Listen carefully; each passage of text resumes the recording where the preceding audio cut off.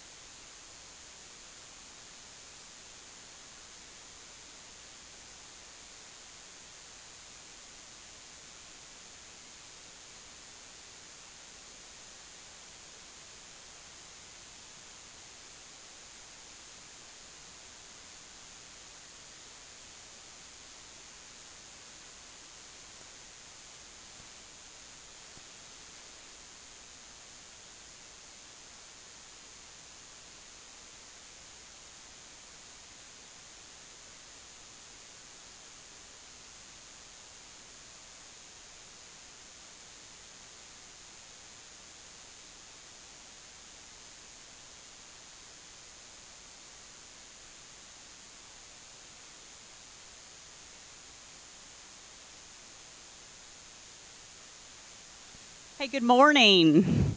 I'm Judy Trezodis. I'm president of the Advocate and want to welcome you to our community conversations. On behalf of John and Dathel Georges, part of our commitment is helping our communities connect and really thrive. And this is an example of bringing together what we call face-to-face journalism. I mean, journalism is providing information in a written way, but it also is a very interactive discussion. And so this is one of many series that we'll have across our 3 markets.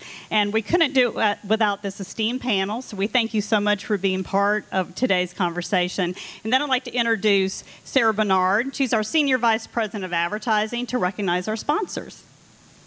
Thank you so much. We really could not bring you these kind of events if we didn't have community partners. And I just wanted to take a minute, recognize our sponsors who have really stepped up to help us put on this event for you.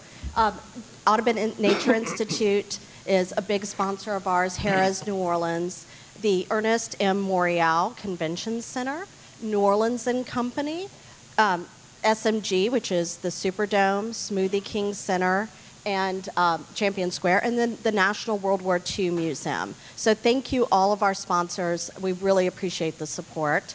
I'm going to now turn it over to Peter Kovacs, who is editor of The Advocate. Thank you very much. It's great to see so many of you here together so early. When I see this many folks at sunup, I kind of assume we're going fishing together, but I guess that's not what we're doing today. I got started in this business 40 years ago as a business writer in Alabama. And I discovered that being a business reporter was tougher than I expected, because while the mayor has to talk to you, the guy who ran the steel plant didn't have to talk to you. So I'm happy to discover that John Georges and The Advocate have brought together this great collection of leaders, 10 leaders, to answer my questions and yours. We're gathering here today at an interesting and challenging time for the tourism industry. New Orleanians can kind of get down on themselves, and sometimes we think we can't be a world leader, but we are a world leader in hospitality. Beginning with the Superdome and continuing with the aquarium and now with the World War II Museum, we've been bold and audacious and confident in building great venues and hosting marquee events. Our business model for sports and festival tourism has been copied by other communities.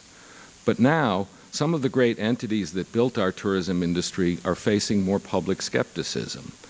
The Audubon Institute, who's sitting right here, created so many world-class venues, but in 2014 they lost a tax election, which would have been almost unthinkable in the last century. You know, Harrah's is a great preferred employer, and since I gamble a little bit, I'm sometimes in there, and their employees think this is the best job they ever had, and they struggled in the legislature last year. And last of all, the mayor has begun to raise questions about the distribution of taxes between tourism and other needs.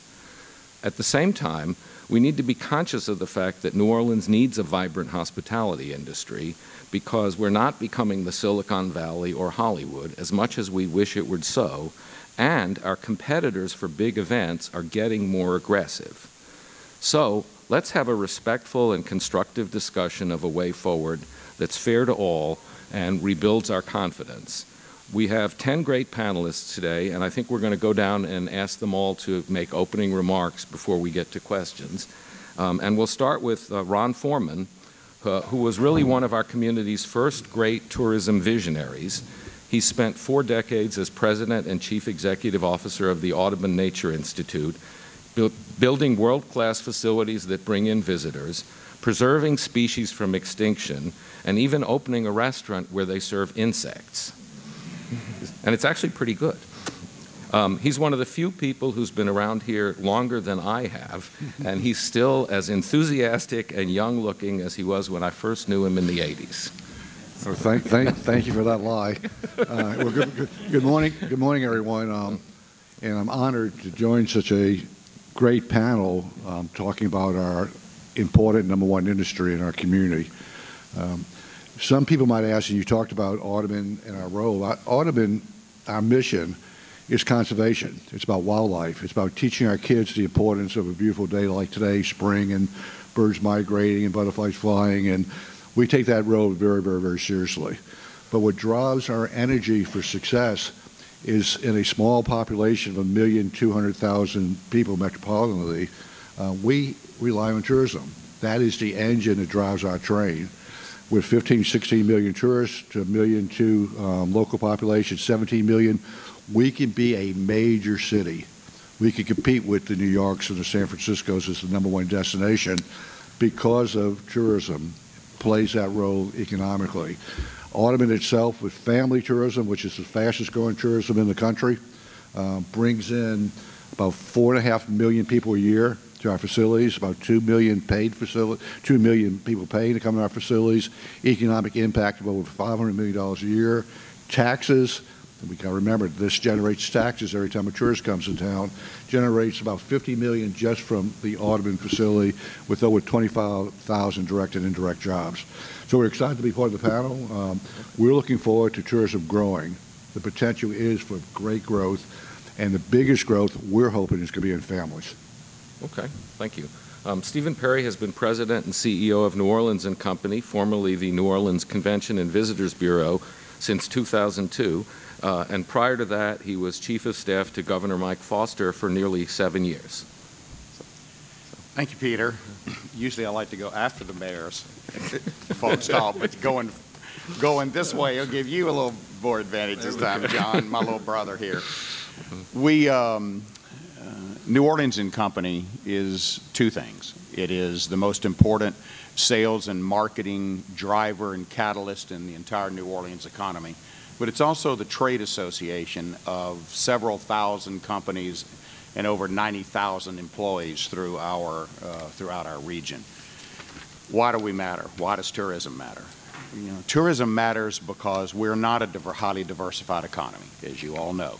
Peter alluded to it in his opening, and we want a high-tech, a diversified manufacturing, services, tech-driven economy. We're not there. It's going to take a long time to build that. What we are is a world-class, world-competitive tourism, sports, convention, and meeting economy.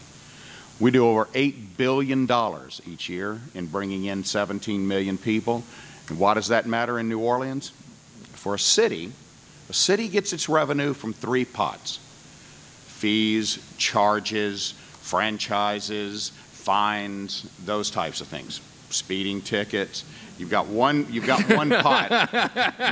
You've got one pot that provides that. The other 2 pots, and this is true for most municipal governments, sales tax and property tax. Well, in New Orleans, 43% of the sales tax, one of the biggest pieces of our economy, is generated and paid by tourists. So what we do each year makes the difference in whether this city has the money to operate. The second piece on property taxes, the largest landholders in this city happen to be who? The Catholic Church, Tulane, Loyola, LSU, NGOs all over. So we have a disproportionate weight on the business community when you look at it through the lens of our ad valorem tax piece because of the way it works with a homestead exemption. If you look at the value of hotels and restaurants, you're looking at well into the mid-40 percentile of all property taxes paid by the owners of those assets. And if you look at our employees, more than 50% of all of the sales taxes and of all the property tax come from what's generated by small business people and employees and associates and workers. So that de facto makes it critical that this part of the economy is hitting on all cylinders. So while we do that and running operations all over the world, we're in 6 foreign countries, we're in 3 U.S. cities, we have an extraordinary effect on the economy while giving amazing amounts of money back to the city that we'll talk about later. So that means that we take incredibly seriously our responsibility to be the first at the table and to lead in solving the infrastructure management issues that were not created by this mayor, but which she inherited, and which we applaud the fact that she's tackling this head on. So what you're going to see as this unfolds are frankly staggering offers from us on how to help our city, our neighborhoods, our workers, our residents, and help protect our own assets, while at the same time making sure that we do so in a way that does not impair the jobs, the wages of people in every neighborhood, that does not impair the revenue of the city, and many of the proposals that have come out would have done that. So we're all trying to work through different lenses together to figure out how do you grow the economy and be highly pro-business, highly pro-worker, and at the same time fix major infrastructure pieces. So thank you very much. John, we sat you next to each other because we want you guys to get along. John Porchow is Chief of Staff for New Orleans Mayor LaToya Cantrell, and in that role, he's responsible for oversight and management of the staff, goals, and objectives of the mayor's office, excluding, I think, traffic cameras. Peter, it's Pusho. I know that's tough. Oh, I'm sorry. But I know we've struggled with that before in the past, so I just wanted to make sure we get started with saying the name right. No. Good morning, everybody. I think I would start simply with the fact that when we talk about the conversation about fair share that the mayor has been so strident about, it's really about more than just the hospitality industry, but simply put, there is no future of the hospitality industry if there's no future in New Orleans. And if we do not deal with the infrastructure issues that we have, if we do not pay for the basic city services that we need, then we will not have a growth in any industry, let alone the hospitality industry. And what the mayor has been trying to say in the conversations she's had directly with the community, with industry leaders, and in negotiations is that we have to deal with the basic blocking and tackling of providing for city services.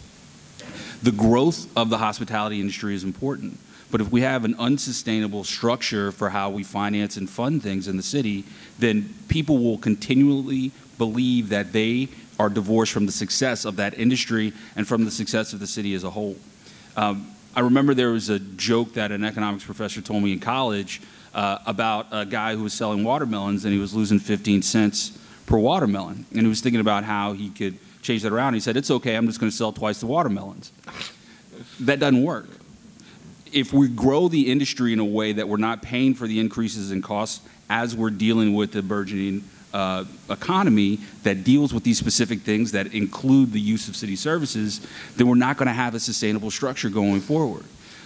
A city of 400,000 people can't sustain on its own a number of 17 million people coming to the city unless we build into our tax structure and into our fee and maintenance structure a way for that to go equitably.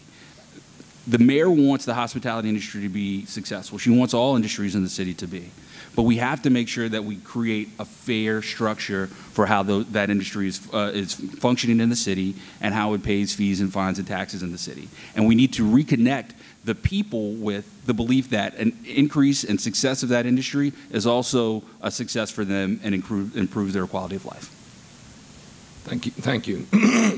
Evan Holmes serves as Director of Business Operations for SMG New Orleans and the Louisiana Stadium and Exposition District. In that role, he directs the administrative operations for the LSED-owned facilities, which is not just the Superdome, but also the Smoothie King Center, the Shrine on Airline, TPC Louisiana, the Ilario Center, the Saints and Pelicans practice facilities, and the future West Wego Sports Complex. Thank you, Peter. Good morning, everyone. It's an honor to be here with everyone and such an esteemed panel. I'm kind of pinch hitting for Doug Thornton, who's usually in this seat as most of these meetings go. But Peter's right. The LSED, I know a lot of times when people hear about SMG or the LSED, they think primarily about the Superdome. But in reality, it's a collection of facilities that are owned by the state of Louisiana that are managed by the LSED and other respective agencies, primarily the SMG. Jefferson Parish is involved as well. But at the end of the day, it all kind of starts and ends with the Superdome. And the Superdome was kind of the beginning of the grand experiment of then Governor John McKithen and Dave Dixon and the forefathers of the facility and the sports tourism space as it's come to be known over the past 40-plus years. So the Superdome in its grand vision on the front end and some of the challenges it had did serve its purpose, and it did effectively become a future-proof facility that continues to be a very successful and a very productive venue in addition to the Smoothie King Center and the sports campus. So when we talk about the Superdome, we talk about a facility that's been here for 40-plus years, and it's a model that other cities have acknowledged and copied, to be frank about it. And what that does is, as Peter mentioned previously, it increases the competition. It increases the competitiveness for a lot of the major bid events that are kind of the sexier programs that we hold, the Super Bowls, Final Fours, et cetera. But that's only a small sliver of really what goes on at these facilities. These facilities attract 3 million plus people per year, not to mention some of the smaller events that you never really hear about, the proms and other private events that we hold. But what it does is it serves as a core of what we like to call the golden triangle of New Orleans. And some of my partners here will explain a little bit more of their facilities, but we see it primarily as three primary nodes of tourism generation in the city. You have the Superdome anchoring the sports district. You have the convention center about a mile away, walkable distance on the riverfront, and of course the French Quarter. And between the three, the walkability and the 20,000 plus hotel rooms in between, the Superdome seeded a lot of that. And the impact that it generates, 400 million plus in economic impact, 10, 12 million in direct fiscal impact for the city, proves that the model that was constructed back in the late 60s, early 70s, that led to the opening in the mid to back end of the 70s is a proven concept that continues to hold true today. Okay, thank you. Kevin, there you are. We're lucky to have you. I guess you're probably like the busiest guy on the panel right now, and I hope you have good news for us. Kevin began his aviation career at New Orleans International Airport before going on to lead the airports in San Antonio and St. Louis. He has over 40 years' experience in various facets of the aviation industry. He just told me he once worked for Eastern Airlines, which you have to be a certain age to remember Eastern Airlines. I was a baby at the time. He was young, and don't blame him for what happened to Eastern Airlines. He's back at the helm of New Orleans International Airport, where he manages organizational, operational, and development initiatives like the new terminal. And I want to say we're flying to New York on Memorial Day weekend for my son's wedding, so I hope you're going to be ready. Okay, thank you, Peter, and good morning. Yeah, I was a bit of a baby when I worked for Eastern Airlines. I'm sorry you brought that up. Now folks know how old I am, right?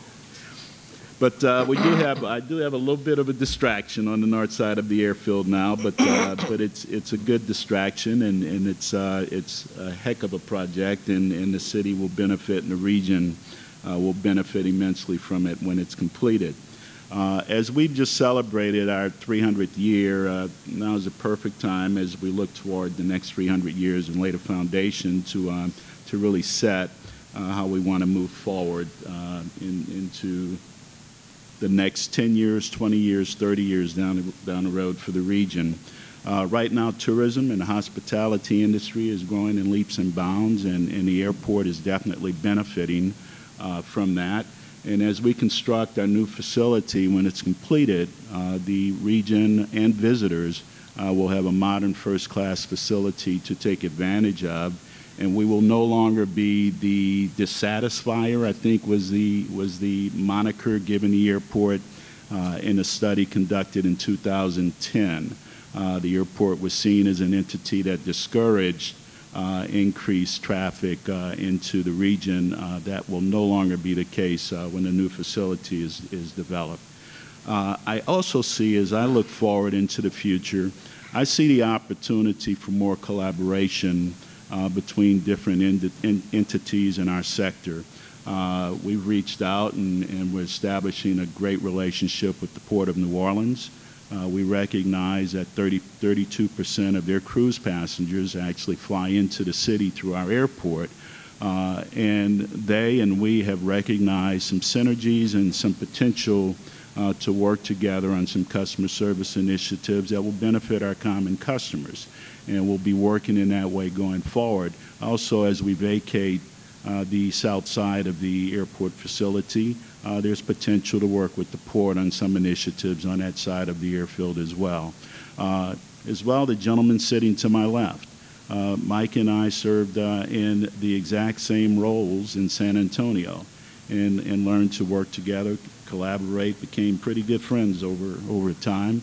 And so we'll be working with them, with the Port of New Orleans, with New Orleans and Company, G&O Inc., There's a variety of partners out there that we see the opportunity to collaborate with going forward and to move various good initiatives forward working together.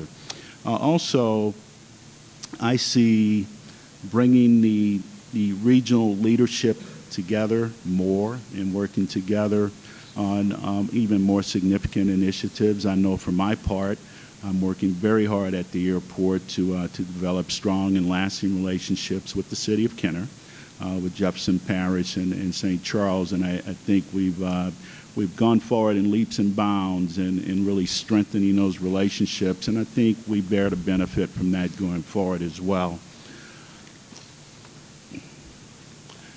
I also see as very important and as a very significant benefit, should it happen, is the rail coming together and having more accessibility to the region through rail, particularly the Baton Rouge, New Orleans rail with a stop at the airport. I think we benefit significantly from the extension of rail from New Orleans into the Gulf Coast. I think while it gives the region an advantage in bringing people in to take advantage of what the region has to offer, it also makes our airport more accessible to our growing customer base in Baton Rouge and to our reach out in the Gulf Coast region as well. So I see rail as being an important tool going forward. Also, while we're not there and we're not the Silicon Valley of the South, and our economy is diversifying. And I see as the tech industry and healthcare industries continue to grow, hopefully going forward, through the back door, I guess there's opportunity in tourism as well, as those industries attract more people into our region to live here and work here. People visit those folks, and as they visit and discover the city, more come. And so while the diversification in the economy helps the city and the region in many ways, I think tourism industry also benefits on the back end of that type growth. And I think with all the tourism leaders here at the table, we can work together to continue to lead the nation as a world-class destination city, while also ensuring sustainable jobs and opportunities for our local citizenry. Thank you very much. Michael Sawaya, who I didn't realize y'all two were in San Antonio together, joined the Ernest N. Morial Convention Center just over a year ago from San Antonio, where he led the Henry B. Gonzalez Convention Center through a major renovation, including the development of a convention headquarters hotel. He's a 40-year veteran of the hospitality industry. Thank you, Peter. Unlike Kevin, I may not be a native son of New Orleans, but I got here as soon as I could. You know, I'd be remiss if I didn't give credit to the community leaders here 40 years ago that decided that making an investment in the convention business by constructing a convention center was a great idea.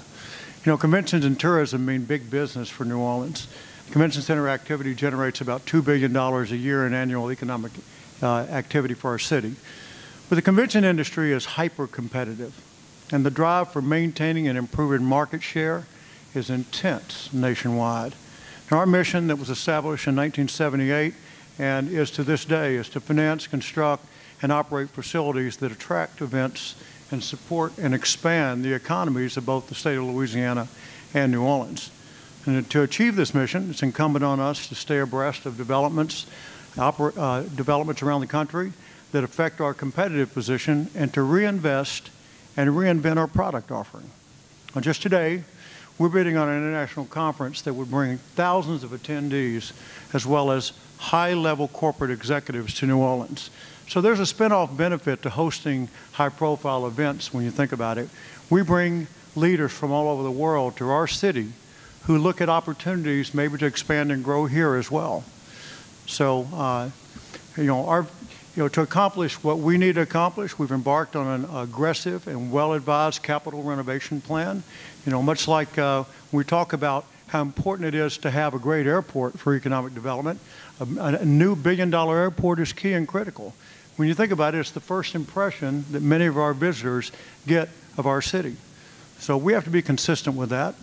So we have embarked on a product improvement plan, a capital improvement plan. It's based on input we have from our customers who have the ability to do business anywhere in the country in any of our competitive cities.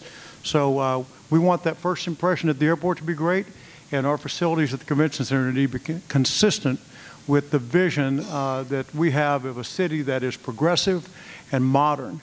So overwhelmingly, our $500 million in improvements will be financed by visitor taxes, and our vision includes developing a new 1,200-room headquarters hotel that will be attached to the convention center.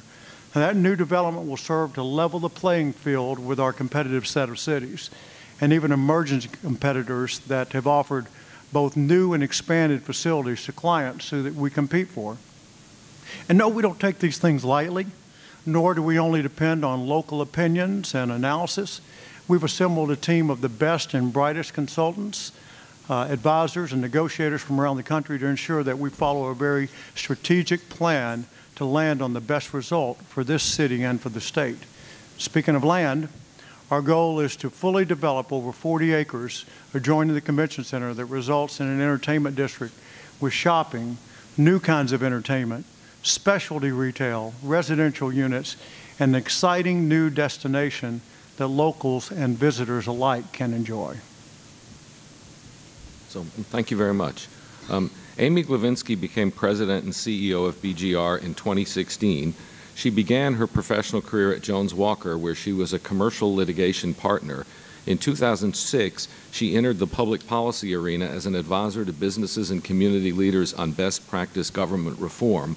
And in some ways, BGR's report on tourism taxes has started our mostly friendly conversation as a community about this, and was to some degree the basis of some of the mayor's initiatives. So I wonder if you could talk about that a little bit. Sure. Good morning. Okay. It's great to be here and to be able to talk to you about this issue, particularly as it pertains to BGR's work.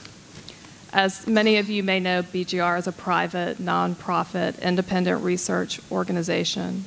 We are dedicated to informed public policy and the effective use of public resources. We regularly work to introduce and instill efficiency, effectiveness, accountability, and transparency in public policy outcomes. We monitor over 70 government entities. We capture significant emerging policy issues. We prioritize the most significant of them and then issue reports, reports that contain recommendations that can serve to improve the way local government performs. Recently, we've issued reports that address street and drainage funding, the comprehensive local tax picture, and a report on the hotel tax structure for Orleans Parish. When viewed as a body of work, these reports support the observation that the city cannot adequately fund critical infrastructure needs with existing revenue streams and needs additional funds. Additionally, the local hotel tax structure embeds both part of the problem and part of the solution to the city's funding issue. So this has brought BGR into the conversation today. While BGR and tourism entities sometimes have different policy positions, we hear today that there's a recognition of the alignment of interests between visitors and residents and the necessity of critical, functioning, reliable infrastructure and reliable city services. So the conversation today necessarily must include, as Peter has framed this discussion, we're going to talk about the realities, the reality of the critical need for additional infrastructure funding. The conversation should also include what role the tourism entities should play in responding to this problem. We've issued some reports recently that inform this discussion, so just briefly I'll give you some high-level takeaways from our work. Within the $1.2 billion annual tax revenue picture, critical infrastructure, drainage and streets is subordinated and receives only 8% of tax revenues. Within the Orleans Parish hotel tax structure, our most recent report, The Lost Penny, recognized that we lack best practices, we're out of step with state and national norms, and the correction would consist of at least the restoration of the city's suspended 1% hotel tax. Now, we also recognize that the city has an obligation, especially upon receipt of any new or additional revenue streams, to demonstrate transparently that it can achieve effective outcomes. Citizens need to know where and how new dollars are being spent. This is especially important because the city revenues have grown 58% in the past 10 years, from $444 million to $701 million, and critical infrastructure needs remain unfunded. I also want to emphasize that BGR recognizes the importance of the tourism sector. Our work calls for an evaluation of hotel taxes. We talk about the potential for tax rededications, for the reprioritization of existing revenue streams, but we stress that these actions should be taken in the context of a thorough consideration of the potential for any negative impacts on tourism. And so in closing, I'll offer the observation that we're also supposed to talk about challenges as we sit here today as a panel. And one of the challenges I think we have in this broader public policy dialogue is that we need to shift from thinking of tax dedications in a possessive posture, from mine versus yours, into a recognition that there's an alignment of interest, mutual outcomes, and shared goals that warrant comprehensive consideration of tax revenue streams. Okay, thank you very much. Jonna Langan Beck is Vice President and Chief Marketing Officer at the National World War II Museum. Over the last decade, he's helped guide the museum's transformative growth through effective media strategies. Thanks, Peter. Okay. It's great to be here with you all today. So really mine's a little bit softer. I'm going to kind of talk about culture in the city. So I think when I think about tourism and hospitality in New Orleans and sort of the future of that, I think of things that will be sort of, you know, the whole idea is that it'll be rooted in unique cultural experiences that are steeped in the history of New Orleans, which is really just a short way of saying it looks a lot like the National World War II Museum to me.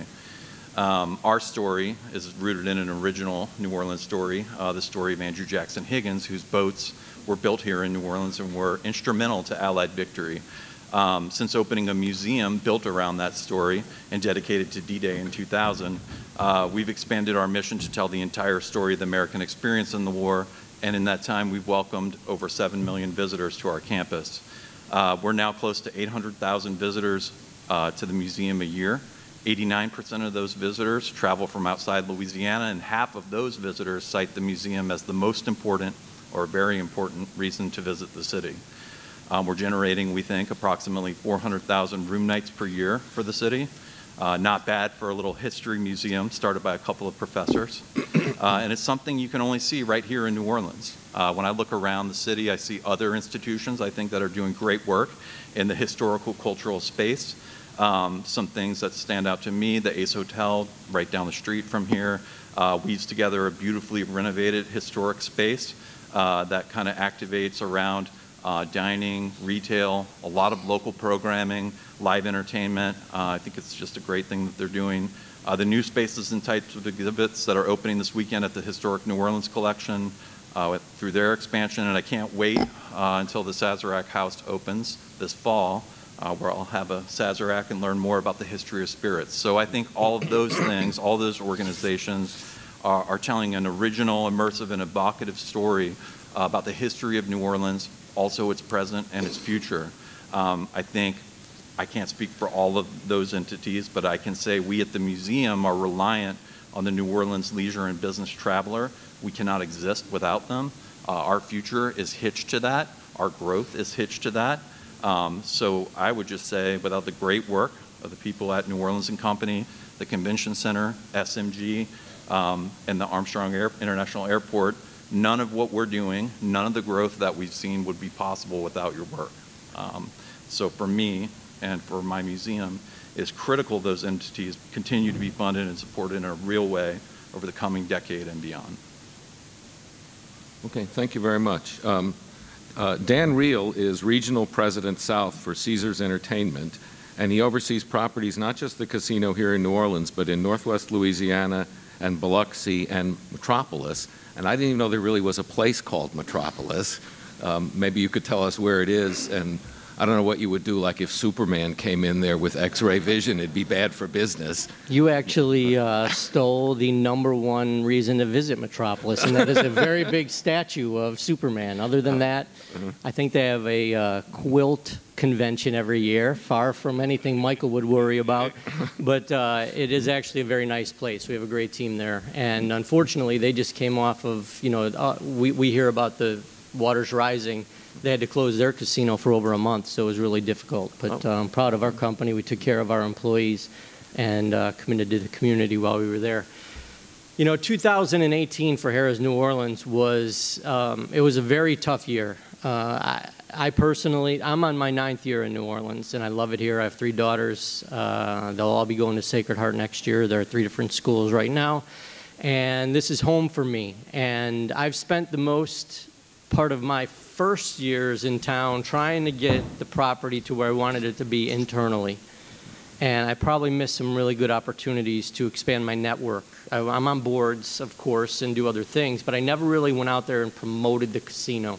I worked hard to make sure that what we were doing internally was right. And so I spent about 5 years in Baton Rouge in 2018, this past year. No, not months, years, yes.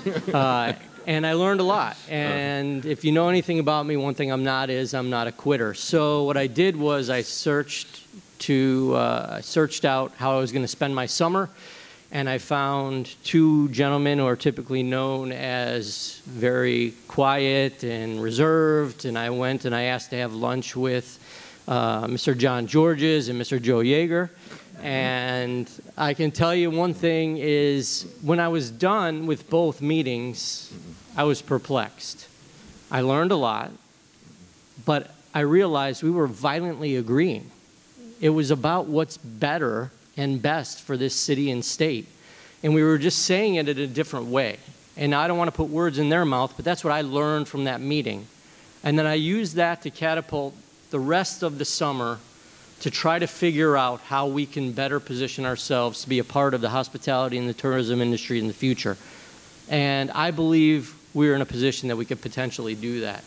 Peter mentioned how important our employees are to us. I can tell you I'm a pretty simple leader. I'm in my 24th year with Caesars, as I mentioned, 9 here.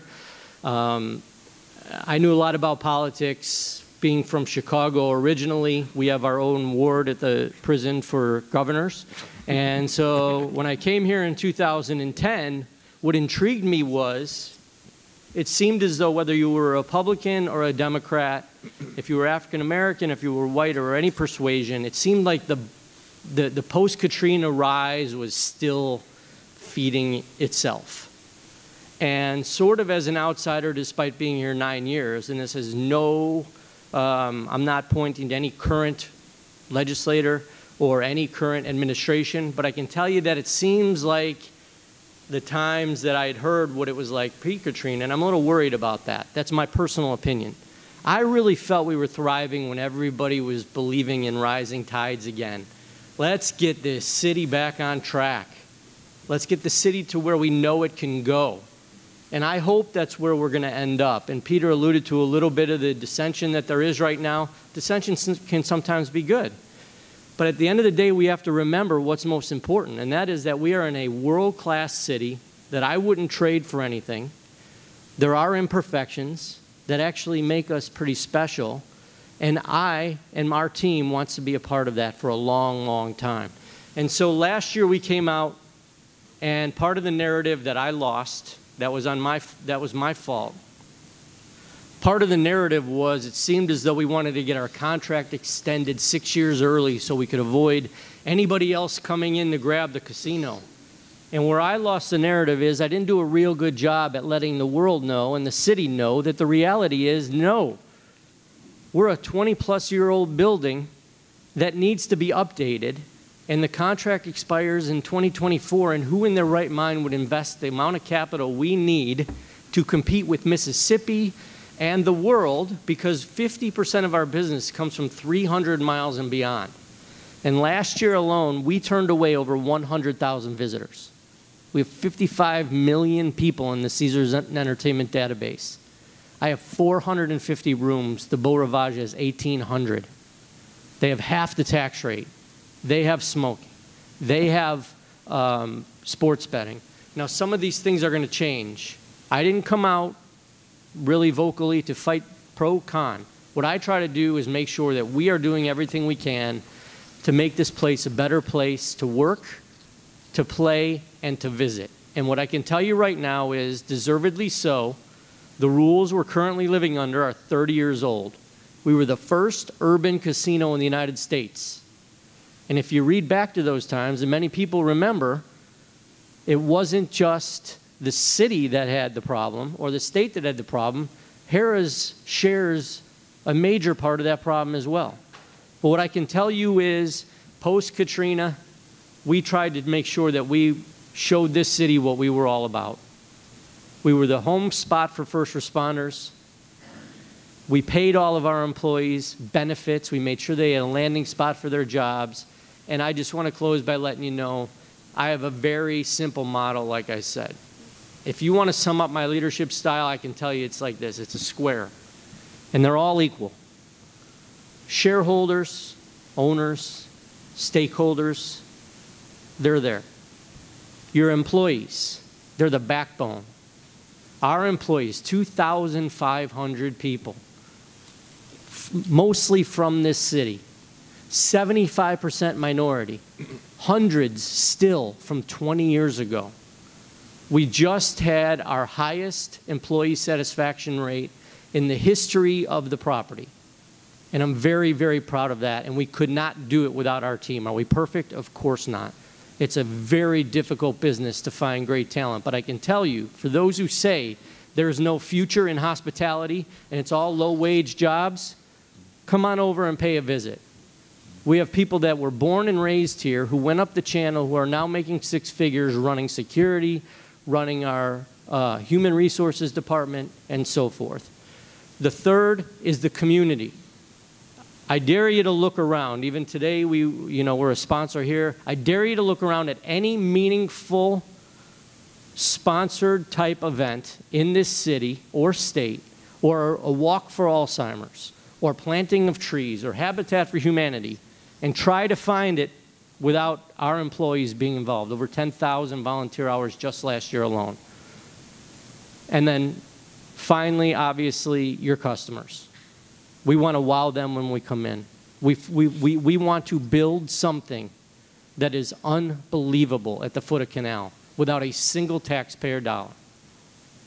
Amazing. Not a hotel and a food court like sometimes it's being portrayed. Something you all have never seen. And it's all non-gaming expansion. And so I apologize for going a little bit long there. I don't know if the questions will come back. I'm passionate about where we are. I hope you can help us rally behind this.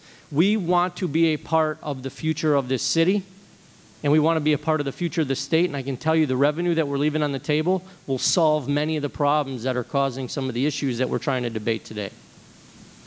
Thank you very much. When I invited Barry here, I thought, oh, he'll have time to do this because it's not carnival season, but he always reminds me carnival season is 12 months a year, like the NFL, I guess, nowadays. Barry is president and CEO of Kern Studios, Blaine Kern Artists, Mardi Gras World, and River City Venues. Over the course of 30 years, he's taken the family business from a local Mardi Gras float building company to an internationally recognized leader in the design and production of parades for festivals and events across the country and worldwide.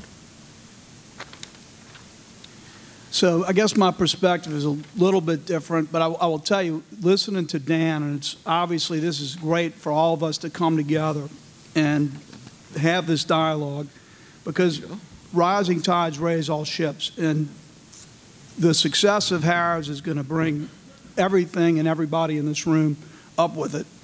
And that's one of the things that, as I look from the outside and listen, our business in New Orleans, people know what we do. We create Mardi Gras, we build floats, but we also own the largest privately held venue here in town.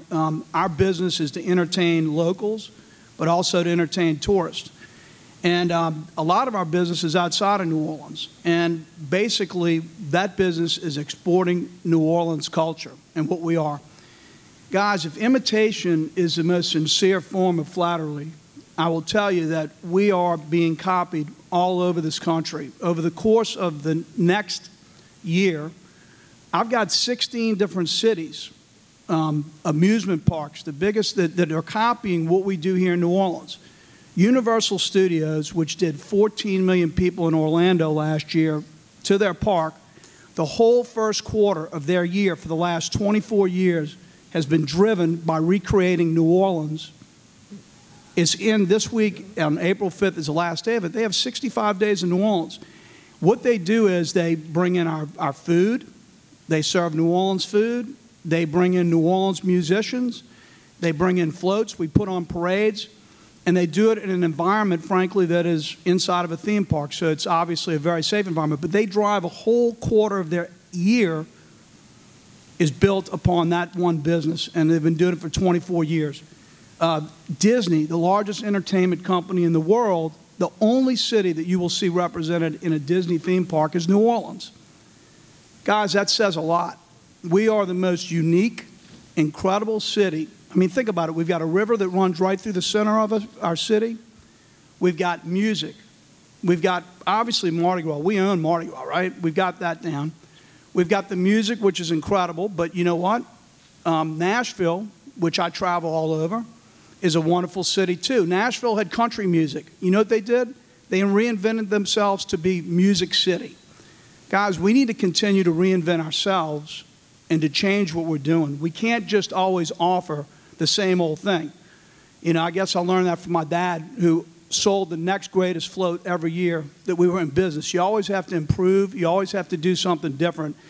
And that's what we need to do, in my mind, as a city, is to continue to reinvent, create new venues and new places and new experiences, because people don't want to come. Now, I will tell you, as I go to all these other cities, the one thing that I see and where I'm seeing us, where people are copying what we're doing, we have all this great culture, but we also have a culture here, unfortunately, of crime.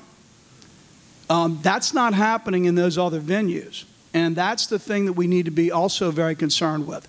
As long as we can create an environment where families feel safe and people feel safe to visit here, we're going to be in wonderful shape, because we do have the most unique and wonderful experiences. It's a real thing. You know, it's not contrived. It's not made up. I mean, everything we have here is the real deal. I just think that as long as we can all come together, this group of guys up here, and we continue, and to understand that this dialogue and the issues that we have going on right now is just a bump in the road, that we will be able to create and continue to do what we do. But I really believe that it has to be through continued change and continued new way to present ourselves. Anyway, rising tides do raise all ship, guys, and we're all in this together. Okay. Well, thank you very much. That was great. We appreciate everyone's passion. What we're going to do now is to turn it over to questions, and the questions are going to come from the audience, and also this is being webcast, and so we also receive questions through social media from people who are watching it, and Martha Carr is over there, and Jerry DiColo is over there, and Martha's our managing editor, and Jerry's our metro editor, and maybe we'll start with Martha, and they're going to hand around the microphone. You need to talk into the microphone for the purpose of the webcast, so even if you're like really loud and you think people here can hear you, they can't hear you on the webcast. So if y'all want to start by raising hands. And maybe also I'd say who you are before you ask the question. Okay, my name is Lloyd Lazard. By identification, I'm the first African American to have a concession at New Orleans International Airport. I'm also the individual that was with Barry when he came from across the river, when we used to meet at the Marriott with Trust for Public Land when we was talking about developing the Uptown Wharf. So subsequently, we have been given, through Public Law 103-433, Title 11, Lower Mississippi Delta Region Initiative by Lindy Boggs, the same lady that created John Lafitte National Historical Park, Bayou Savoy, New Orleans Jazz as Historical Park. So therefore, we have used that public law to meet with the Port of New Orleans to get access to the Governor Nicholas Street Wharf. We have also had a resolution passed by the last council supporting the use of the Governor Nicholas Street Wharf by the African American Heritage Culture Center. We have met with John Niccolo, who is the president of the University of New Orleans, to create a memorandum of understanding to foster that development of the Governor Nicholas Street Wharf. Our premise is to create a New Orleans Maritime History Museum, to have a sail ship. New Orleans without a tall ship is like a library without books. And I hope that you all can elevate your intelligence to understand that I am a black man. I did not hear any one of you European Americans speak in context of heritage tourism, which is a large growing market right now of African Americans spending billions of dollars around the world, and people from Europe coming to New Orleans because they understand the history of the slave trade that you all are trying to deny, where plaques are going up, and they come here to see African American, and the culture that Barry speaks about is reflective of African American and the genius of us. We sent everything upriver when you talk about Nashville, because nothing came downriver. Our culture made this country. But we need to understand who we are and understand that we have a history that exists from 1699 up until 1803 before the Europeans took it over, called America. And that country existed in many ways. So therefore, I'm not here to lecture you. I'm here to ask you to be supportive of the African American Heritage Culture Center. We met with Mayor Cantrell last Wednesday to speak about creating a riverfront university campus that would encompass New Orleans Maritime History Museum, that would tell all of our history, because we all came by sailboat, and therefore we'll be able to reflect that through the university. And also with Mr. Foreman, we're willing to work with you, but we understand that that so-called cooperative endeavor agreement that you presented to the advocate that you all came out there with was unsigned, and I don't think Mayor Cantrell going to sign anything with Mr. Landry's name on it. So I have the contract here, sir, and I'm hoping that you all can come to the point of understanding that I have traveled your 7 steps. I've been your slave. I've been your boy. I've been your nigger. I've been your color. I've been your Negro, I've been your black, and I stand in front of you as an African-American man at 78 years of age to deal with the intelligentsia of the city of New Orleans, to understand that African-Americans have a right to deal with the economic equity of this city. And please believe me, when you speak about the convention center, we got the Uptown Wharf already. We're working with the Governor Nicholas Street Wharf. I'm going to surrender because I understand that this is not some place that we're to deal with our emotional differences. And okay. I'm going to. Okay. Thank you very much. I think maybe John, I don't know if you're familiar with what's going on with the mayor and that. Sure. There have been some conversations actually for several years since the mayor was a council member, and probably before that, about the concept of a slave ship museum. And I think there are ongoing conversations about that as a potential cultural site. I think that 2 things just to comment on really quickly that are really important. Having a tourism industry and a hospitality industry that deals with the importance of New Orleans to black culture nationally and internationally is not just a fantastic opportunity, but something we really need to do. But also, and I don't know if this was Mr. Lazar's point or not, I think it does merit saying that, you know, the folks that we have at this table, although they're esteemed and I'm proud to be up here with them, do not necessarily reflect the makeup of the hospitality industry at large in the city. We have no black women up here. And I would argue that probably the majority of hospitality workers in the city are black female. I think just a thing for us to kind of acknowledge as we talk about this in different perspectives in relation to these things, it's important to note that not all the voices are up here, but that doesn't mean we don't need to have the conversation. We can while we're here. I'm sorry, go ahead. As a, thank you, Mr. Lazar. As a board member of the NOTMC, I can tell you that large strides have been made exactly in the areas that you're talking about and paying attention to this and making sure that we use local artists and we use local musicians, and we're very thoughtful about that. Councilman Gray and Councilman Jason Williams are both on the board of the NOTMC. We have frequent visitors that have the passion that you have as well, to not forget about the past and to bring it into the future. And so I credit Mark Romig quite a bit and the NOTMC team for being willing to not only listen but present where we have come. And I think it might be a good opportunity for you to attend the next NOTMC meeting and hear a little bit about what's going on, because there's an update every single month, every other month we're meeting now. But it's absolutely being discussed every single meeting that we have, how we can tie tourism in beyond just the typical blocks that we normally would have been doing. So.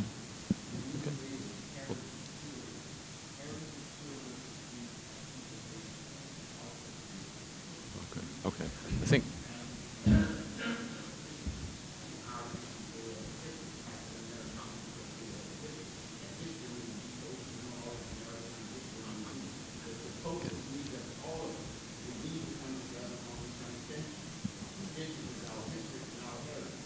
Okay, well, thank you very much. Why don't we move on to the next question? Good morning, everyone. My name is Melvin Rodrigue. I'm with Galatoire's Restaurant. And I want to thank the advocate and the panel for being here. This is a very important discussion, and I appreciate that both sides of this conversation are being represented. I am, as I said, with Galatoire's. I'm a passionate supporter of the hospitality industry. I'm a proud citizen of New Orleans as well, so I feel like I am on both sides of the equation also. Curiously enough, one of the most interesting things that I heard, which I have tried to speak to a lot in recent months, came from Ms. Glavinsky. We keep talking about a rising tide lifting all boats. She mentioned that the first budget of the last administration 8 years ago was in the neighborhood of $485 million.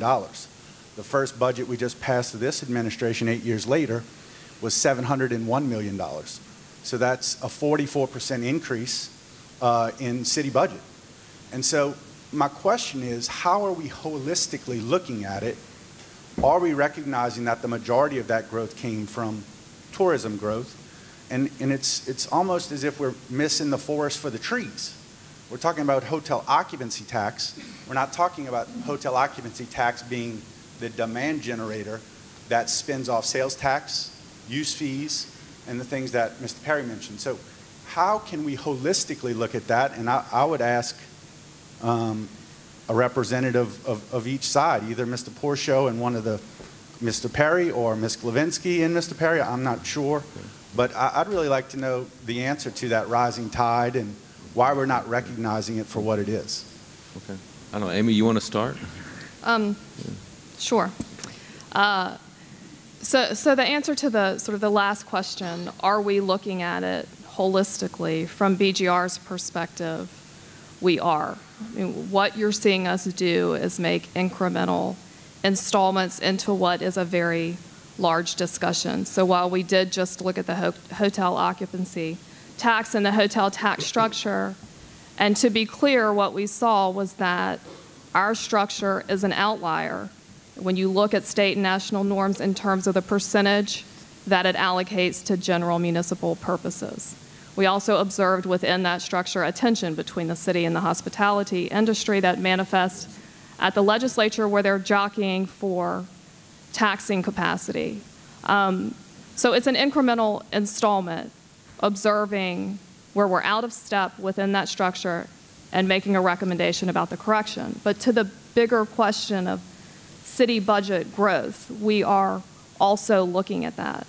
So we will revisit the other side of the equation with a forthcoming report. And as you guys know, BGR doesn't speak to recommendations and to findings until they're complete, but to reassure the dialogue, it's not one-sided. We are a neutral organization, and when we endeavor to speak to an issue, we ensure that we sufficiently consider the relevant inputs. And so for this one, when we're looking at the big picture fiscal framework of the city, the answer is not as simple as a one-step solution.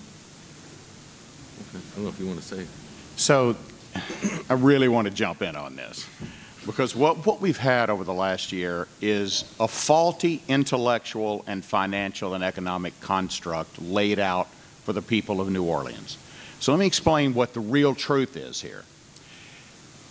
The idea that there is a lost penny is simply ludicrous, because the penny was not only not lost, the penny by the governor, the legislature, and by succeeding Republican and Democratic governors and legislatures, and by every mayor since, was dedicated to being an economic driver piece that funded without city cost, by tax on outside visitors, the development of one of the greatest economic and cultural drivers in the history of New Orleans, the Superdome.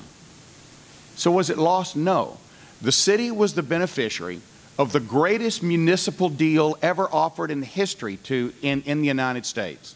You know what that deal was? 2 $1 billion major asset drivers were built by the state of Louisiana in conjunction, in partnership with the hospitality industry, who funded every single tax piece through state statute.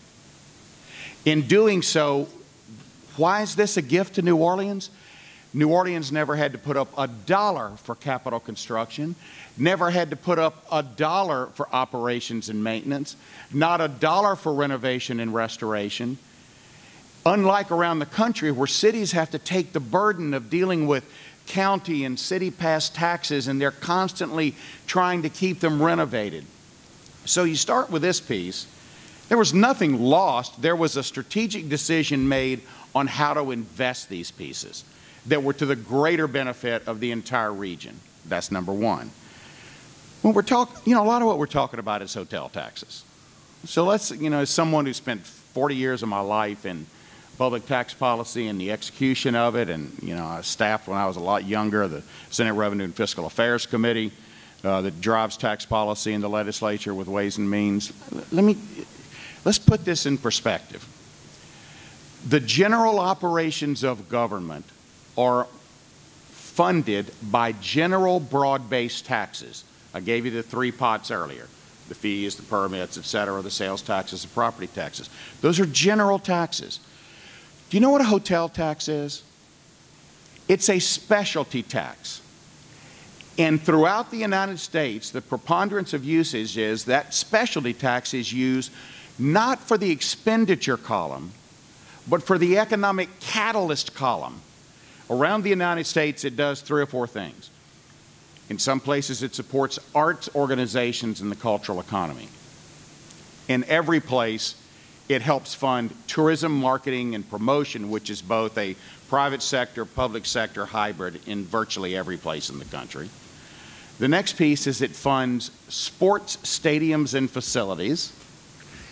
And the last is it funds convention and meeting hall developments. Now, why do you do this? You do this so you don't put one of those tax dollars on a New Orleans citizen, or even a citizen of the state of Louisiana. We've created a mechanism and a construct that is, in fact, made this a staggeringly successful industry on behalf of the working people in every neighborhood of this city. And we did it because intentionally we funded general taxes into general operations of government. We took specialty taxes and we used them to drive the revenue that goes into government. That's why I laid out for you. It was so critical that we put property taxes and then we put sales taxes at the volumes we do. Look, it does rankle us when we hear the fair share thing about the city only gets 1.5%. They get 1.5% for general uses of the specialty tax, but they get nearly 40% of their entire operating budget paid by the success of the industry.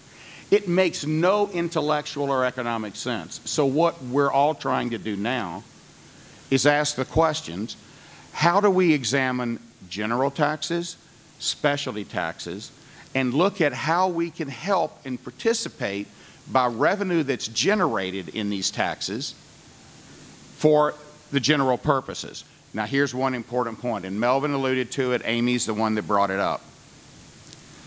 This is both a revenue side equation and an expenditure side equation.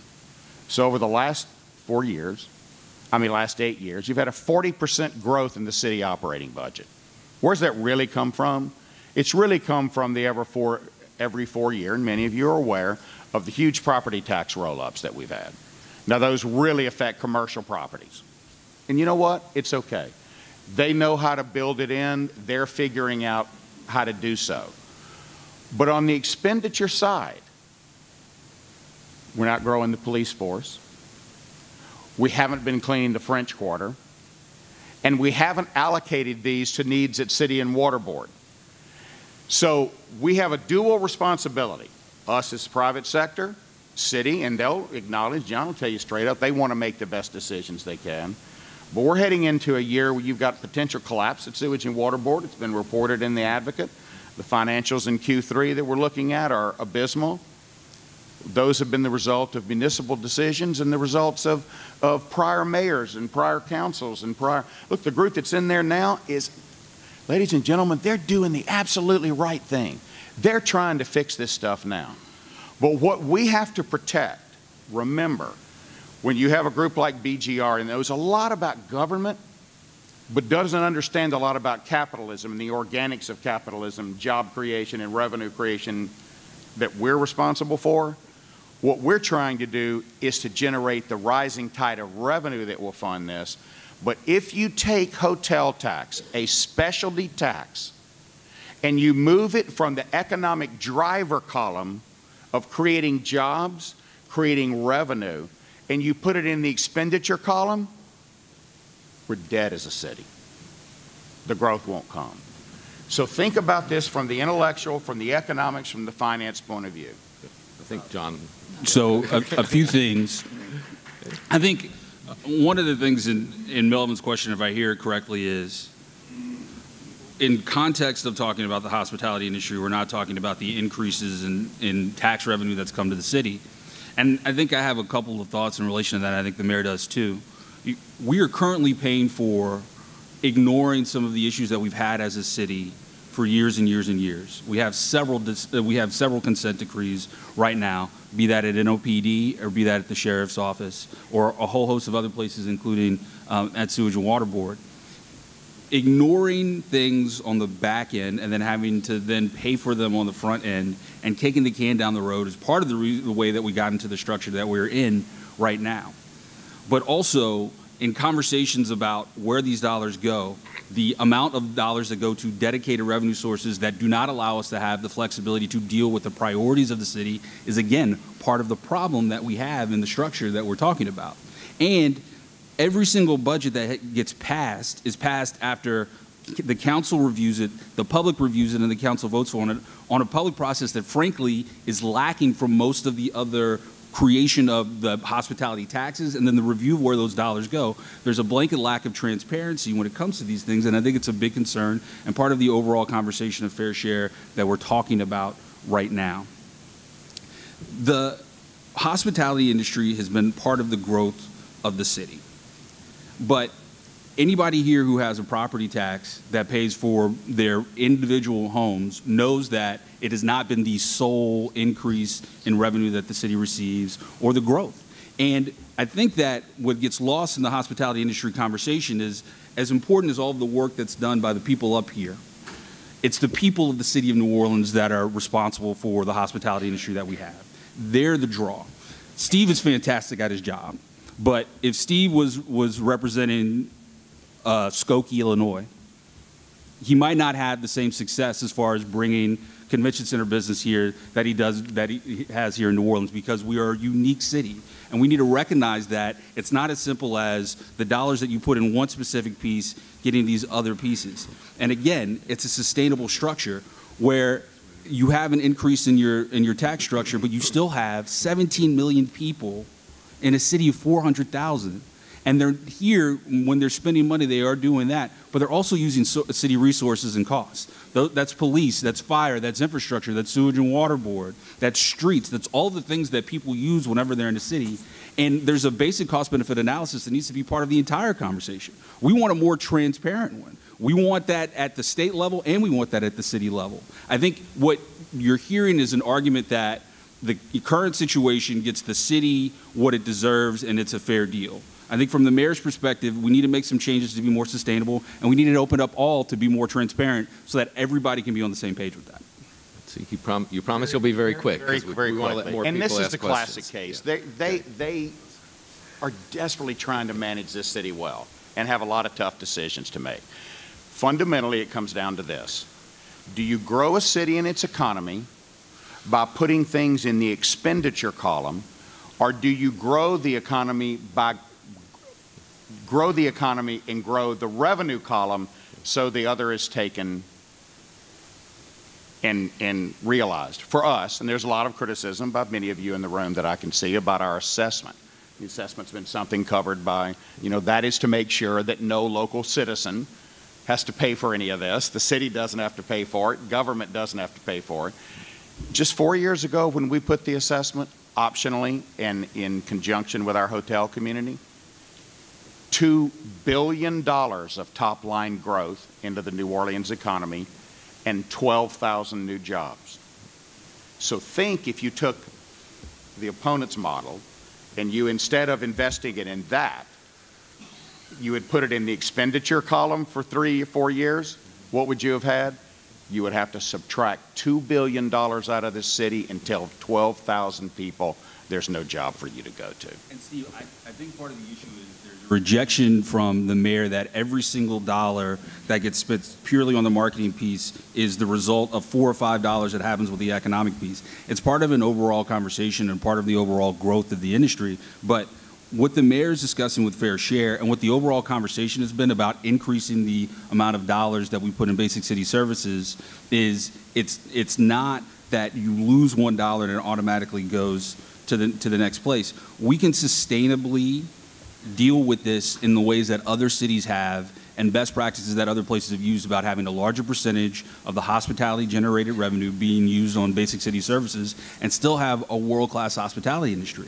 I don't think that we believe it's binary, and we definitely don't even think it's an us versus them type of situation. We believe that the mayor believes that by putting more money into these city services, you're going to have a better hospitality industry because you're not worried about boil water advisories. You're not worried about issues with the toilets flushing whenever it freezes in the city. And that's going to be better for everybody because it'll help with the Yelp reviews and it'll help with the reviews on restaurants and hotels and an overall sustainable structure for the city. That's just as important to how well the city gets marketed because the city is already world-class and already has a world-class brand. And although we need to make sure that we continue to market, if we don't prepare and take care of those basic services with the finite amount of dollars that we have, it doesn't matter how well we market it. Okay, I appreciate both of you. I think that was very well explained and very useful, but I think maybe we move on to the next question on this side.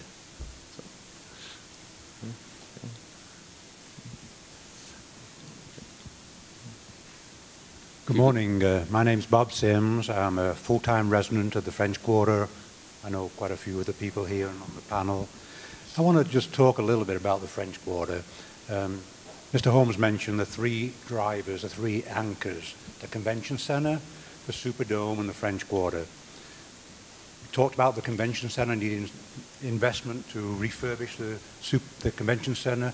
We talked about the same thing with the Superdome. We need the same thing in the French Quarter. French Quarter is neglected terribly. It's the place that 90% of all the tourists go to. If you calculate the numbers, on average, there's over 20,000 tourists on the sidewalks of the French Quarter every day. They're outside my house. I mean, and I want them to be outside my house. I want them to look at my Creole cottage that I live in and see what we have to offer here. I love to engage them in conversation. But I don't like seeing them flatten their face on the sidewalk with a busted head because the sidewalks are appalling.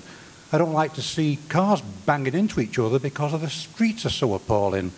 The French Quarter's dirty. My friend Sidney Torres did a wonderful job of cleaning the French Quarter, right? It's not like that today. So I guess what I'm trying to say is we're all in this together, and I'm very involved in public safety, and I know where we are and all that, and Mr. Perry's been very good at funding the French Quarter Task Force, which I'm very involved in. And without that, we'd be hurting. Without the state police that the tourism folks fund, would be a world of hurt. So we're all in this together, and I think we got to start including some of the residential inputs in this too. Sustainable tourism talks about residents first. I'm not agreeable to that concept. I don't think it's residents first. I think it's we're all together. The tourism folks, the residents, and the businesses have got to be together and come together like you said we did for Katrina. I think it's the same thing. Okay. Thank you. Thank you very much. I don't know who wants to, I don't know if John, if you want to say something to that point. This is the one small point I would make is the entire conversation is not just about the money that the city needs, but what the city does with it. Mm-hmm. And that's both an infrastructure issue internally with city processes, but also with Sewage and Water Board. And the mayor very, very much realizes that we need to do a better job with the dollars that we have as much as we look to get additional revenue to pay for their services as well. Okay. Well, let me ask this as an augmentation of his question. People liked when Sidney Torres sprayed lemon on the French Quarter. Is that something that plausibly could happen again? I think that first and foremost, there's a priority to do better by the French Quarter than's been done over the recent years, and that's been a big piece of conversations that we've been having internally about that. The smell good, I think, is what sometimes it gets called, and the environmental issues potentially with it. I think that's one of the things. There's just a little bit of care about whether or not they continue to use that product or they would come back with that product again. Right. So it's a little bit more complicated than just everybody loved it and then it went away. Oh, okay. All right. Thank you. Next question from this side. Good morning, Aaron Dirks with Dirks Companies. We have businesses with hundreds of employees, and we're also residents in town. We know the desperate situation our city's in. My wife's transportation company suffers a lot of damage from roads and streets. So I know it, with big problems, take big partnerships. So we hope that these tables are being set in all the industries, not just hospitality, for everyone to come to the table to help out our city.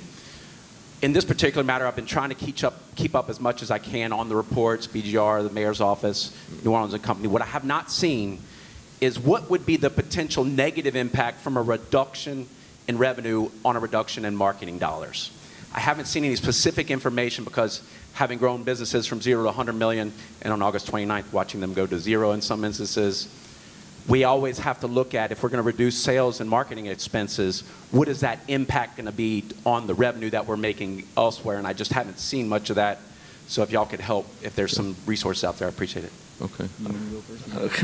So this is a classic discussion that's an appropriate one all over the United States. You know, it's the same discussion the state goes through each year, with 72% of the state funding constitutionally or statutorily mandated, and so it leaves higher education, leaves healthcare exposed, and they go against each other. Genuine, real needs of the city versus marketing. Here's the difference. We know for a fact what's happened when we added to the marketing equation with the assessment. We've measured it economically. We've seen the impact on average daily rate. We've seen the impact on RevPAR. We've seen the impact on the number of visitors and the impact on jobs. Everywhere, one of the things that's not understood well in America, and why you see us hypersensitive about the center and about the Superdome, these are have to be globally competitive facilities. If we don't execute the new master plan at the Superdome, you're taking us out of the round of the next Super Bowl, the next Final Four, the next WWE championship, the next college football championship, and you're imperiling the long-term relationship of the Saints and Pelicans organizations here. When you're talking about the convention center, Aaron, our convention center, those who are on the outside look at it and go, hey, it looks pretty good. You know, the interior, the leadership there, Melvin, Steve Caputo, Mike Sawaya, they've got a $557 million capital plan because now we've dropped to the bottom of our competitive set in things like technology, meeting rooms. They're not sitting on a $237 million reserve. Nobody reports that you got to back out the $80 million, $79 million in Convention Center Boulevard and the transportation hub. That's $79 million. It goes on and on. If we don't fix the actual facility that hosts the highest volume, highest value piece of the economy, remember, we're no longer competitive. You got 6.6 million hotel rooms sold every year in the 24,000 room downtown set. 6.6 million. That's 18,099 rooms a day. That's an average occupancy rate of 75.6% out of that downtown set. When you look at the convention center and what we're able to do, it will be literally, you will watch it from a sales perspective crash. And if you do, those million and a half of those 6.6 million room nights that come from the highest worth visitors for the restaurant community, for the retail community, you're going to see an economic falling off a cliff. So that's why, Aaron, we are so hypersensitive about it, because everybody in the room, when you're not professionals in this business, you don't understand the fact that tourism doesn't just happen. It is fierce hand-to-hand combat on every platform all over the world. And when we go from having 5 competitors, which we had 20 years ago, to now having 27, it is rough. So for us, this is the future of New Orleans and the future of jobs for people in every neighborhood. A short answer on the marketing piece is the mayor's constantly said that all options are on the table. I think there's a way that you could get at redirecting money from other places that wouldn't necessarily require a cut in the marketing budget. But again, everything would be on the table. Since Steve brought it up, just in relation to the convention center, we're talking about an organization that has 150% reserve on its operating budget. The city of New Orleans has an 11% reserve, right?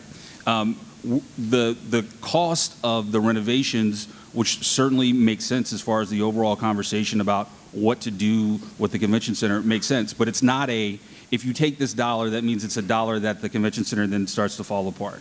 We're also talking about a situation where, even though the capital budget is being approved this year, the issues that have happened in relation to the maintenance have been issues that have gone on for years, even though the margin and increase of revenue that's come through the convention center has been there for quite some time. There are ways, again, to sustainably change some of these pieces without the hospitality industry having to lose, while still giving the city a larger control of the overall piece. But it gets back to the idea that the city got gifted with the convention center and with the Superdome without having to pay anything needs to also be in the context of the city lacks input in the way that those dollars are spent, how those dollars are allocated, and whether the people of the city of New Orleans want to use some of those dollars and reprioritize them while still dealing with the sustainable issues that we have at those institutions. Okay, I don't know, Michael, if you want to say something to that. Okay. No. As Steve said, we're in a hyper-competitive industry. We can't afford for it to retract. You know, if we don't reinvest in what we're doing, we're going to lose ground, and people are going to lose jobs. You know, there's a national statistic that says for every dollar invested in tourism and in marketing, there's a 7% return. It returns 7 times over, rather. We believe in that. These conversations happen in every city in the country. You know, I've been in this industry for 40 years. There's not a city that doesn't ask for more for its basic infrastructure needs from the industry. Overwhelmingly, we continue to reinvest, as Steve said, in things that generate revenues. When we're talking about economic development and this hotel that we're talking about, if you think about it, what other project of that magnitude is being considered right now in this city? It is the biggest project and one of the biggest in the history of this state. You know, and we're doing everything to make that happen. Look, you know, we may have a reserve, but I don't have $400 million worth of reserve, and the needs of the building are greater than that. It may not be sexy to replace a 40-acre roof that's 35 years old, but it has to be done, you know, because our customers expect that when they stay in our hotels and when the meeting planner decides to pick this destination, when they come back on a recurring and a rotating basis, they expect to see that their dollars that they put into New Orleans, into the hotels, is put to work in the convention center that they choose to pick to host again. They expect that. They're paying for it. Okay. I don't know if anyone else wants to speak to marketing.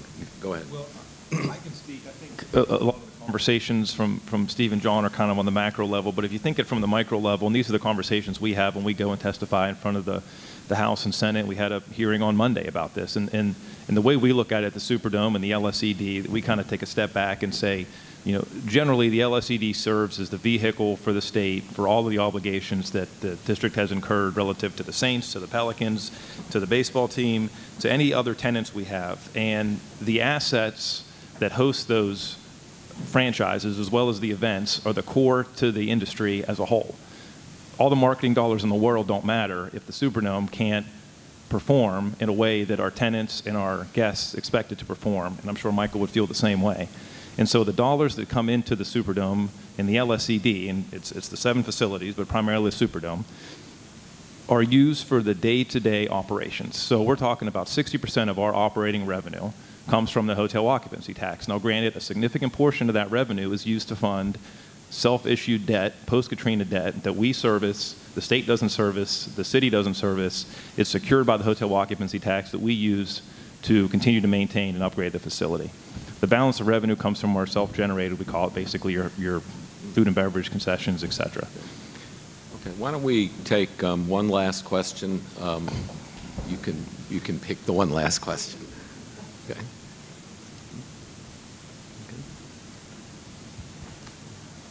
I have a question, which is, when we have 14% of our taxes going to the support of the tourism industry, it seems like by definition it should be the biggest industry. That's almost 15% of our total taxes, not our economic development dollars. This morning I read in the paper that rather than reallocate them, we have a proposal, a portion of them, by the way, and part of that portion is a tax that was collected for Phase 4, which was never done, approved by voters for that purpose. So the proposal on the table is to tax the residents more every time they go out to dinner, as well as the tourists. Why is it that none of this can be reallocated? Homes deal with budgets, they cut back. City government constantly deals with it. The school board, which should be one of our biggest economic drivers, has to deal with it. And yet, there is no proposal to there's apparently no fact anywhere in this whole industry. That can't be. Well, I don't know if Michael wants to start. Yes. Sure. Yeah. It may not be universally known, but while the tax was approved to build Phase 4 of the convention center, it included that we had to buy land in order to develop that convention center expansion. And while the building of a building, an exhibit hall, was deemed unnecessary after Katrina when demand went down, we still had to service the debt on that land, $50 million worth of debt on that land. The agreements that we have related to that say that as long as there's debt on that land, that we can never take away those funding streams that support that. We have an obligation to those bondholders. At the end of the day, it's not that improvements in infrastructure in the city aren't important to us, that they very much are. Our responsibility is to make sure that we have a world-class building that is competitive. And that's what our policies are directed toward. That's what the enabling legislation said that we have to do. So there is debt that we are servicing on the land, but our plan is to develop that land so that it increases the revenues that the city and the state collect, as well as those that cover the overall costs. About $18 million that was proposed for Phase 4. You could pay that off in 3 years. You don't need debt for that. The debt keeps the taxes going. Our debt is that's absolutely incorrect. Just so y'all know, that's absolutely incorrect. All of the state statutorily enacted tax revenue from the hotel community that flows to the Superdome, the LSED, and to the convention center, it's used for. No, a lot of it was not authorized by voters. But a lot of it is. Only different pieces, but passed by the state, owned by the state, and managed by the state, which is why it's in great shape now. Remember when you look at this, that those taxes are almost entirely dedicated to bond obligations and to debt covenants. And under Janet's approach, You would have to stop the entire new master plan, let me finish, the entire new master plan at the center and render it almost uncompetitive, because you would have, the center, by the way, is going to have to borrow nearly $400 million to execute this plan. It was structured this way and intended this way to be pure economic drivers. And the final point is this. Remember when they say, why do these tourism entities get 14% of taxes? Here's the reality. We don't get them for our own benefit. It's because far wiser governors and legislative leaders made sure that we were the stewards to invest them solely for one purpose: to create the development of companies, to create tens of thousands of jobs for New Orleanians, and to provide massive inflows of revenue for city government. That's why it exists. They don't exist for us. We don't use that money and go to town and take trips on those dollars. Those dollars are made to drive jobs for our people. When you start tinkering with that, you mess up the equation. That's done what? You've got one overwhelmingly successful enterprise in New Orleans. What is it? World class? Hospitality. Because we've done it right, and it's been theoretically right over the years. I want to give John a chance. Sure. Yeah. I mean, I think the one thing I would say is we can't have it both ways, insofar as we can't say that the convention center is falling apart, but also say it's because of the tax revenue that's been generated over the last however many years that it's doing so great. The conversation about whether or not we can redistribute some of these tax dollars and still sustainably deal with the industry and the needs of the convention center is unequivocally yes. We believe we can do that. The mayor believes we can do that, and I think the people of the city believe that too.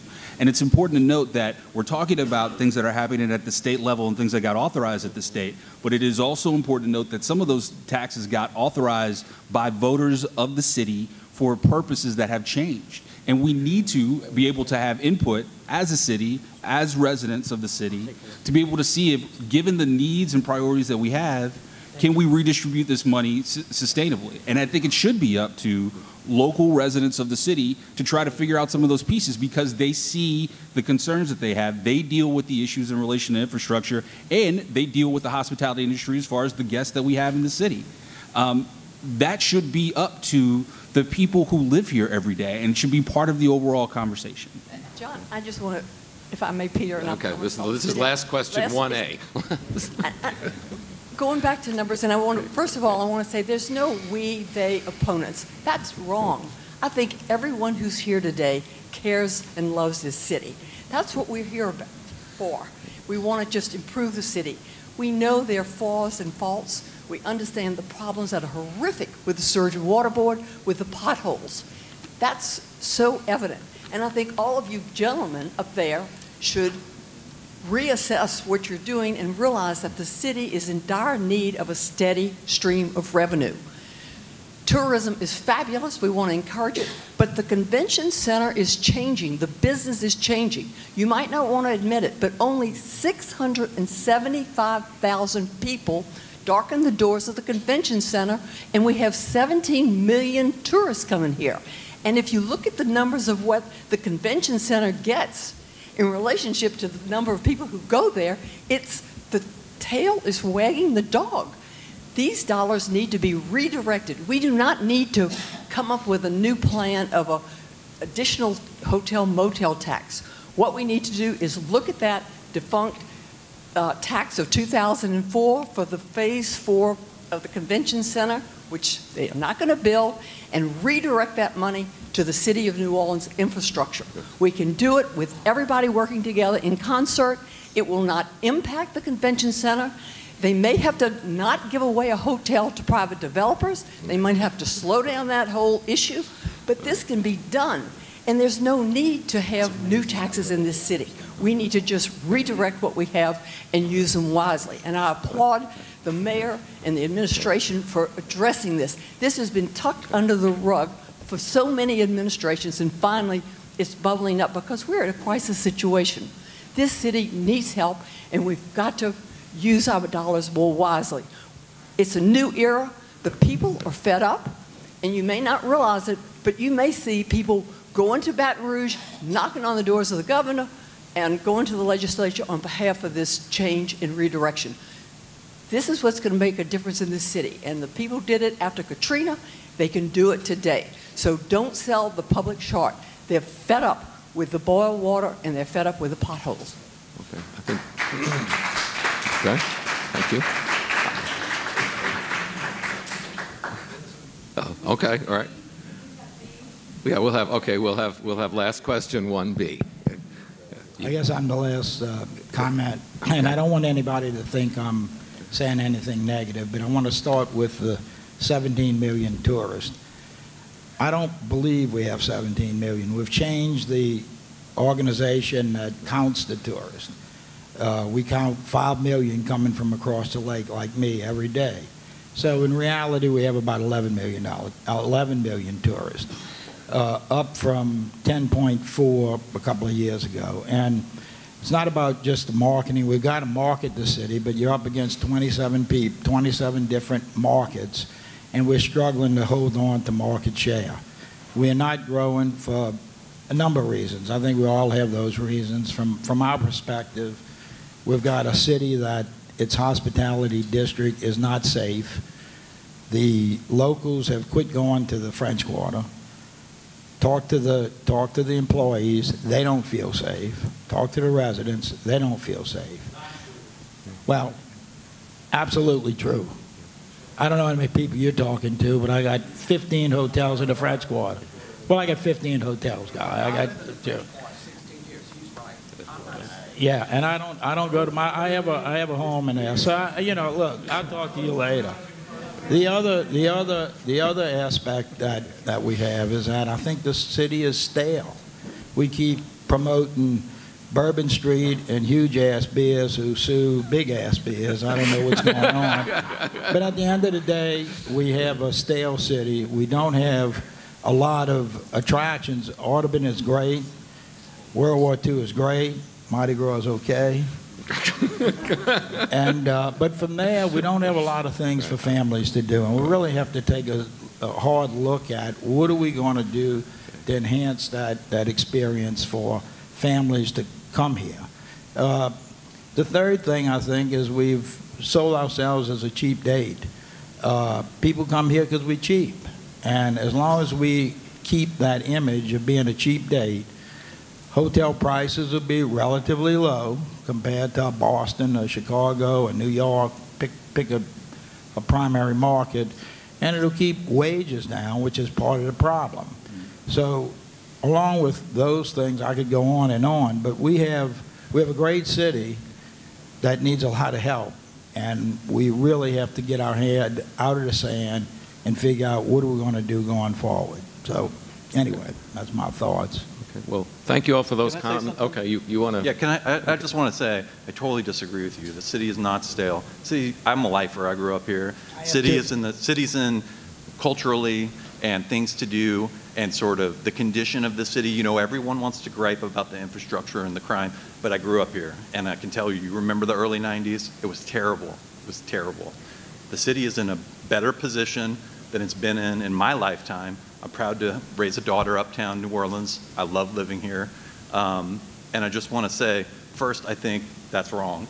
And the other thing I want to say is, I think it's a little naive. I've heard this a lot on the panel today. I think it's a little naive to think we're on some kind of autopilot growth in tourism for New Orleans. We're not. It's hard. It's hard. We're competing every day. There's no doubt we have to take care of infrastructure. We have to take care of crime. We have to take care of our people. But it's not an either or. We have to grow tourism, and we have to do all that. That's all I have to say. You want to say something? Okay. Let me quickly jump in. I have to get this 2 cents in. The quality of our parks in New Orleans, City Park, it's done great work over the years. Parkway and Parks, the neutral grounds, recreation, all the changes taking place, Audubon Park with all our attractions, brings a lot of tourists to town. We could do something in the next 30 days. On May 4th, this is my pitch. Vote yes. to Parks and Recreation. It's a rebalancing of the money, and it's great for all of us. It's a chance to encourage our local community for great projects, but also for tourism. Oh, well, this was supposed to be non-political. I didn't know you were going to do that. Political. I'm not running. This is strictly about ornaments. So vote yes. Anyhow. Okay. Well, this was great. Y'all were a great panel and Oh, I didn't know that you had the microphone. Okay. All right. This is the real last question. My name is Cassandra Sharp. Okay. I'm a property owner at 610 Julia. 25 years ago, I bought a row house that you wouldn't have put your big toe in. My neighbors and I live in a separately taxed district, the Downtown Development District. The city of New Orleans, and the reason we have that district is because we want enhanced services, because the baseline services of the city do nothing for us. On the other side of that coin is the quarter. They had the opportunity to be a separately taxed district, to improve their area, cleaning streets and that kind of thing. We don't get that from the city. The city is trying to take $6 million from us, our property taxes, in the Downtown Development District. It is a state agency. You cannot do that. Also, the quarter is broken. I lived there for 20 years. I lived there from 74 to 94. I moved to the other side of Canal Street, 610 Julia. If the city, if they want money, they need to reevaluate what they have and take a look at what you're doing at City Hall. Not take, you can't take $6 million from us. I don't know, I guess this is the first time I've ever applauded you, Mr. Perry. I think your explanation is incredible. And the reason I was late here today, I walked around the corner, I came to the 828 St. Charles. There is a man lying across the sidewalk. I got a photo of two tourists walking by looking at him. What did I do? I called the Rangers. I called Outreach. That is part of the Downtown Development District. I have called the city before. I have talked to you before, John. I have called the mayor to tell her about why we're having, I mean, I know what's happening, but DDD spent $1 million for the 100 beds over on the low barrier shelter. Right, okay? It's already full. But we can't keep allowing people to do, you know, to lie on the streets. Now, we're pretty much clear in this area because we have the Rangers. And Kurt Weigel, our executive director, he got Pinnacle for us. Now, I'm very close to the police. I'm sorry to see Commander Gernon go, but we're going to have Commander Baldessaro. We just, I mean, we can't ignore tourism, what is on the streets. I hear it daily. What is that under the bridge? You know, we write Dr. Regal, we write Dr. Avenot. We're constantly doing what we should be doing, but we're not getting any help from the city. None. Thank you. Okay. Well, thank you. Maybe we'll close with, I'm sorry. Go ahead. If I may just have a comment. I just want to encourage you guys to review the report that we've talked about today. There was a lot of discussion and notwithstanding appearances. That's precisely what we want to happen. We want to catalyze a public policy discussion. We stand by the accuracy of that report, notwithstanding the criticism that we've received. And we encourage you to read it because many of the questions that were asked are answered in the report. We talk about surplus revenue. We talk about the way to go about adjusting this where the outcome is reasonable to all entities involved. Okay. I want to Thank you. Maybe we let John, if you want to. About DDD? Yeah. If you want to answer that, and then I think people are starting to drift out. Okay. So maybe let's close on that. Okay. I think there's just a couple things I would say. There are a couple of proposals as far as considerations of what to do with DDD revenue. There hasn't been, other than DDD paying for some of the constitutionally required costs that the city's having to take on behalf of certain agencies to deal with retirement funds. There hasn't been a conversation about redistributing existing DDD revenue. Okay. All right. Well, y'all have been a great panel and a great audience and a passionate audience, and I think if we're united in anything, it's our love for our city and our desire to do better. Thank you. Okay, man, that was tough.